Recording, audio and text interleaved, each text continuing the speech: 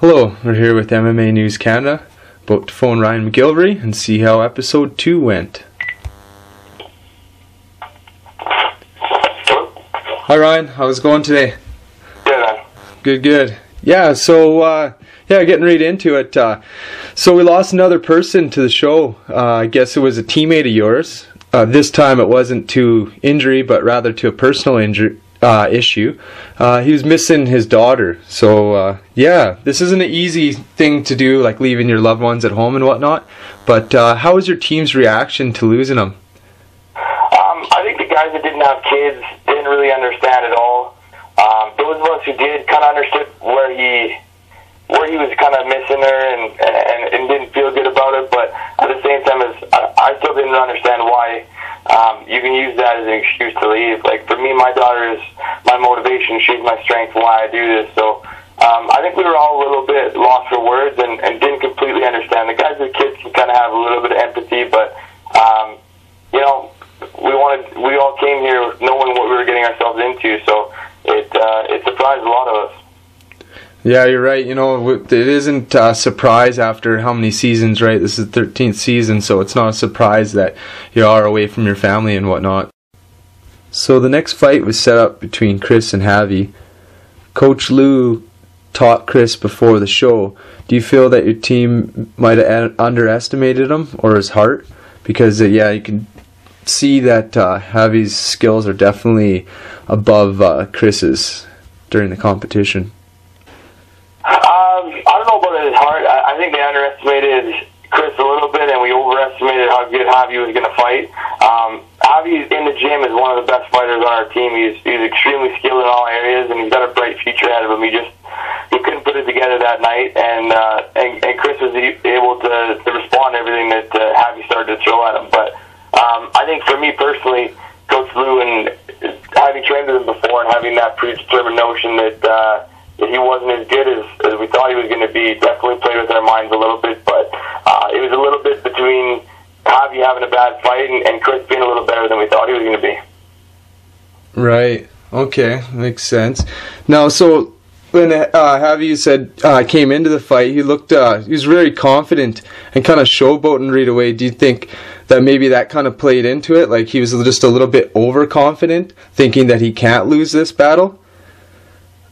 He's kind of an overconfident fella as it is, and rightfully so. He's got a lot of skills behind him, but he didn't show any of them there. So I think what stopped him from winning the fight was he wasn't willing to push forward, look for the finish, and he didn't recognize that he was losing the fight or that it wasn't going as well as he planned it. So I think that was more what played into it, is that he just didn't recognize quickly enough that it wasn't going his way, and he had to change something quick to make it to go his way, and he failed to do so.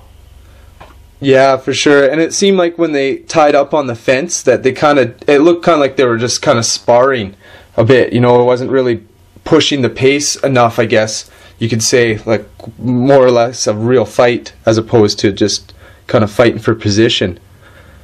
Yeah, I think Chris didn't have a lot of the skill set to really do much about it, and I think Javi lacked whatever mentally that night. He didn't have that in him to push farther. I know working with Javi, he's kind of a frustrating person to fight with. He does like to lay there a bit, or he doesn't work too quickly, and Chris couldn't really overcome that. But at the same time, it was Javi's fault for not really pushing it to make the fight decisively his. Right. So did you score the fight the same way that the judges did? Yeah, I had it the exact same way. Javi got a takedown in the beginning. In the first round, he threw some a little bit better strikes, but in the second round, because Javi didn't really push the pace, I think Chris started to get a little bit of confidence. Countered a takedown, got one of his own. His striking looked better a little bit in the second round, and going into the third, I think Chris just built up a little too much momentum and was able to squeeze out the victory. It was close, but I definitely had it the same way the judges did. Yeah, I did too myself. Yeah, as a kind of unraveled too, like especially when you get cut and stuff like that, and then you get really into it, you kind of feel that you're really in that fight, right? And it kind of, you can see that his adrenaline kicked in, and he started kind of shouting out and stuff like that. And I think he gained his confidence and kind of was able to get some momentum going there. But after after you guys went back into the dressing room, and it was such a, the dressing rooms are so close, right? They make it close so that when you guys go back there, you can actually hear each other from the other rooms, right? So how was that to hear them cheering after that? Because, being that Chris was the underdog and, you definitely should have had that fight. How was the team's overall morale after that?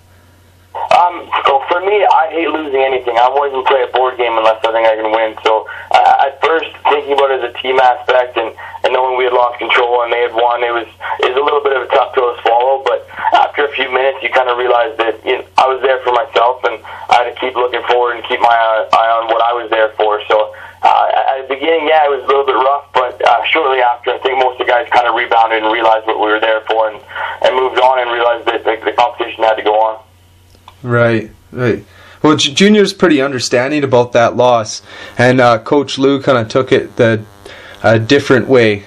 Did you feel that was good to have both aspects of that, or how was that?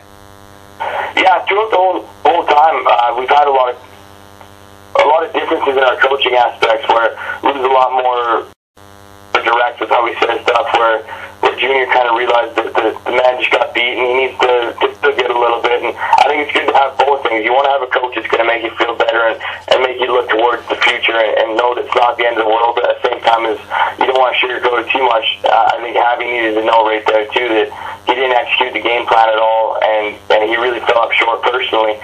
So I think it's a nice balance between the two coaches to have those two different kind of viewpoints on the fight. I think they balance each other out really well, and I told them that a number of times throughout the show. Yeah, I couldn't agree with you anymore because you definitely need to be picked up off the mat after a loss, but you also have to understand what you did wrong and realize that you can't continue to do that if you want to win, right?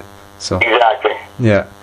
Okay, well, another thing too was you can hear Lesnar saying that we can make chicken soup out of chicken shit, right? And I don't know, I kind of thought that was a little disrespectful. How do you feel about that?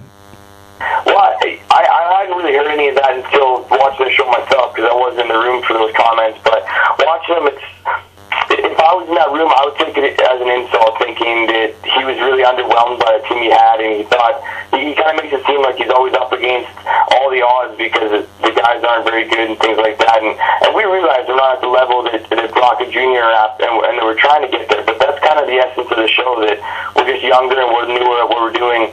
And I think it's a little demeaning to the fighters saying that they're that bad. But I guess for that fight, it worked for them. But yeah, it's definitely a little bit degrading to the fighters to say that they're working with chicken shit. Yeah. When these fighters really are pretty talented at the point of the career they're in.